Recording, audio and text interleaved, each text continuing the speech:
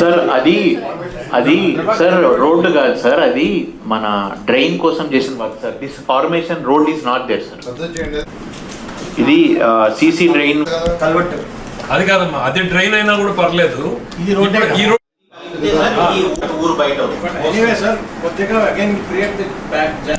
వెళ్ళిపోతారు. వాళ్ళ ఒక్కరి మీద ప్రెషర్ పెట్టడం కూడా మనం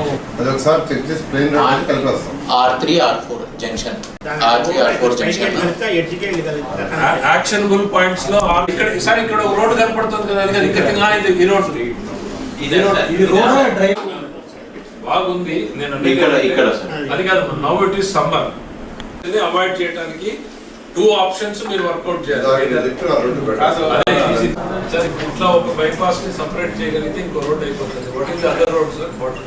లెట్ us avoid.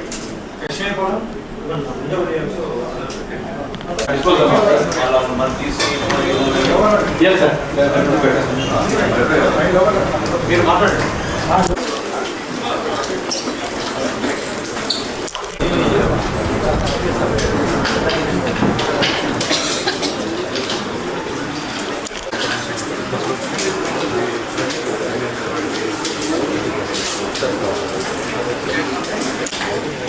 వస్తున్న ప్రైమ్ మినిస్టర్ ప్రోగ్రాం గురించి డీటెయిల్గా డిస్కస్ చేయడం జరిగింది.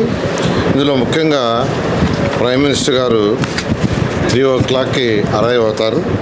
ఈ ప్రోగ్రాం 5:20 వరకు ఉంటుంది. వారు ఎయిర్పోర్ట్లో అరైవ్ అయిన దగ్గర నుంచి మళ్ళా తిరిగి వెళ్ళేదాకా ఒక సక్సెస్ఫుల్గా ఈ ప్రోగ్రాం చేయాలని ఈరోజు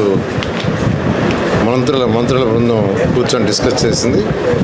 ఇందులో ముఖ్యంగా మొబిలైజేషన్ ఆఫ్ పబ్లిక్ అండ్ వాళ్ళని ఎలా యాక్చువల్గా ఒక ప్లాన్డ్గా సిస్టమేటిక్గా చేయాలి. ఎందుకంటే ఎండలు ఎక్కువగా ఉన్నాయి కాబట్టి వాటి ఎటువంటి ఇబ్బంది పడకుండా ఉండేదానికి అటు పోలీస్ డిపార్ట్మెంట్తోనూ మరియు మిగిలిన అన్ని డిపార్ట్మెంట్తోనూ ఈరోజు అనేక విషయాలు డిస్కస్ చేయడం జరిగింది.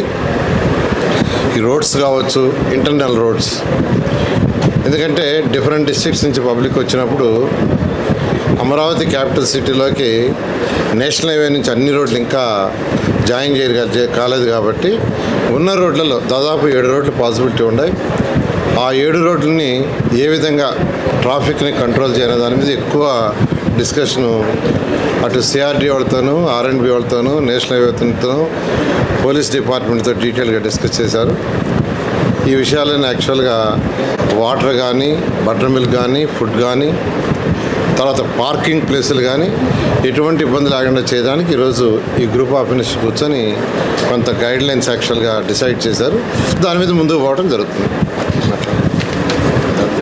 ఇప్పుడు 2014-19లో కూడా ఎవరైతే ఉన్నారో నాయకులందరికీ, ప్రతిపక్ష నాయకులందరికీ పర్సనల్గా పోయి కొందరు నాయకులు పోయి ఇచ్చి రావడం జరిగింది. అదేవిధంగా చేస్తాం.